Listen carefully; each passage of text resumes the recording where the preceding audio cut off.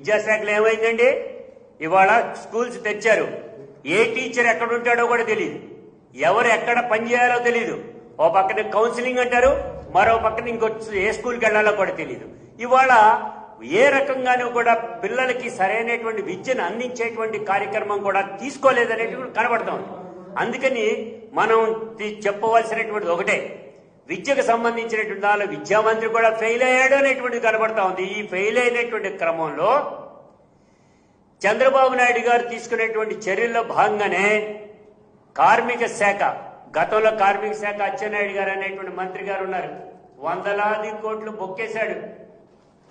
Police వారికి case పెట్టారు, bail మీద బయటకు వచ్చారు. ఇవాళ ఇదే కార్మిక శాఖలో అమెండ్మెంట్ అనేటువంటి పద్ధతిలో తీసుకురావడం అనేటువంటి జరిగింది. దీనిలో ఫ్యాక్టరీస్ యాక్ట్ అనేటువంటిది ఉంటే దానిలో సెక్షన్ 54, 55, 56, 59, 64, 65 వీటన్నిటిని అమెండ్ చేస్తామనేటువంటి ఒకటి తీసుకురావడం జరిగింది. చెబితే చాలా దారుణం. భారతదేశం కాదు, ప్రపంచవ్యాప్తంగా కార్మికులందరూ పోరాడి సంపాదించుకున్నటువంటి 8 గంటల పనిదినం ఏదైతే ఉందో దాన్ని కాలరాసేటువంటి పద్ధతిలో చంద్రబాబు నాయుడు గారు ఒక సర్క్యులర్ జారీ చేయడం అనేటువంటి జరిగింది. కేబినెట్ లో కొన్ని నిర్ణయాలు చేయడం అనేటువంటి జరిగింది. ఇది అప్రజాస్వామికం.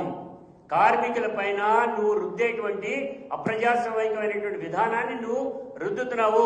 కార్మికులంటే నీకు పడదు అనేటువంటి గతంలో కూడా ఉంది. గతంలో అనేక సార్లు కార్మికులతో వివాదం ఏర్పాటు చేసుకుని కార్మికులకు రావాల్సినటువంటి అన్ని ఇన్సెంటివ్స్ ని కట్ చేయడం అనేటువంటి జరిగింది. ఇవాళ 8 గంటల పనిదినాన్ని డైరెక్ట్ గా 10 గంటలు చేసేటువంటి తీసుకుని రావడం అనేటువంటి జరిగింది. 10 గంటలు చేసేటువంటి దానిలో విరామ సమయాన్ని కూడా దీన్ని మభ్యపెట్టేటువంటి పద్ధతిలో తీసుకురావడం అనేటువంటి జరిగింది. దీనికి సంబంధించినంతవరకు కూడా ఒక రకంగా చెప్పాలంటే ఓటీ అనేటువంటిది ఉంది, ఓవర్ టైం చేసేటువంటి. ఈ ఓవర్ టైం చేసేటువంటి విధానాన్ని కూడా గతంలో 50-75 గంటల వరకు కూడా పనిచేసుకోవచ్చు. 50 గంటల నుంచి 75 గంటల వరకు కూడా. దీన్ని ఏం చేశారు, 144 గంటలు పెంచేస్తున్నామని చెప్తున్నాడు. అంటే దాని అర్థం ఏంటి? పని భారాన్ని పెంచడం, పని భారాన్ని కార్మికుడి మీద వేయటం, అభద్రతా భావంలోకి రావటం, అదే పద్ధతిలో ఒత్తిడి పెరిగేటువంటి పద్ధతిలో తీసుకురావడం అని జరుగుతుంది. కొత్త వారికి ఉద్యోగ వ్యవస్థను కల్పించకుండా ఉండేందుకు గాను ఈ రకమైనటువంటి విధానాలను మీరు తీసుకోవడం జరిగింది. గతంలో ఏముండేది, 5 గంటలు పనిచేస్తే 1 గంట విరామం తీసుకుని ఆ కార్మికుడు మళ్ళా పనిచేస్తాడు, ఒత్తిడికి లోను లేకుండా ఉంటాడు. ఇప్పుడు ఏంటంటే 6 గంటలు డైరెక్ట్ పనిచేయాలట, తర్వాత విరామం తీసుకోవాలట, మరలా పనిచేయాలని అంటారు. అదే ఇది ఏ రకమైనటువంటి విధానం అని అడుగుతున్నాం. గతంలో ఎమర్జెన్సీ టైమ్స్ ఉండే, అప్పుడేముంది 8 గంటల పని నుంచి 10:30 గంటల వరకు కూడా పనిచేయాలనేటువంటిది ఒక ఎమర్జెన్సీ టైంలో కార్మికులందరికీ కూడా ఉంటుంది. వాళ్ళు కూడా యాక్సెప్ట్ చేసి ఈ పద్ధతిని తీసుకొస్తారు. కానీ ఇవాళ 12 గంటలు పనిచేయాలంట. అంటే దాని అర్థం ఏంటి?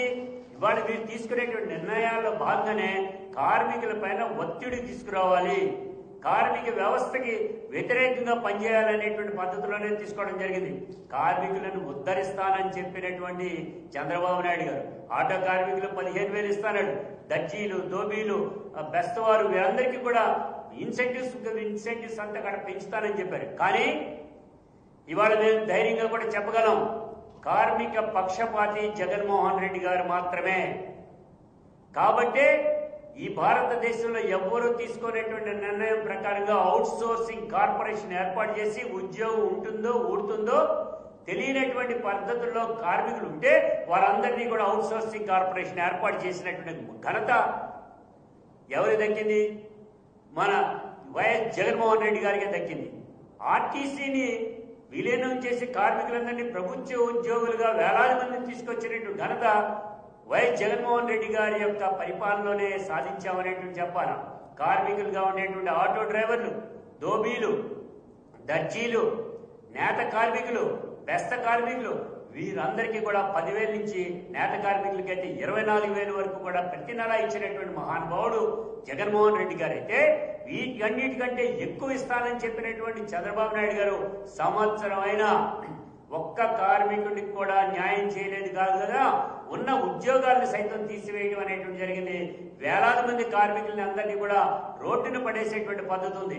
కానీ జగన్మోహన్ రెడ్డి గారు ఏదైతే ఉక్కు ఫ్యాక్టరీ విశాఖపట్నంలో ఉందో ఆ కార్మికులు న్యాయం చేయడానికి అక్కడికి వెళ్లి వాళ్ళతో మాట్లాడి అసెంబ్లీలో తీర్మానం చేసి అండగా నిలబడ్డారు. కానీ ఇవాళ ఈయన ఏం చేస్తున్నారు?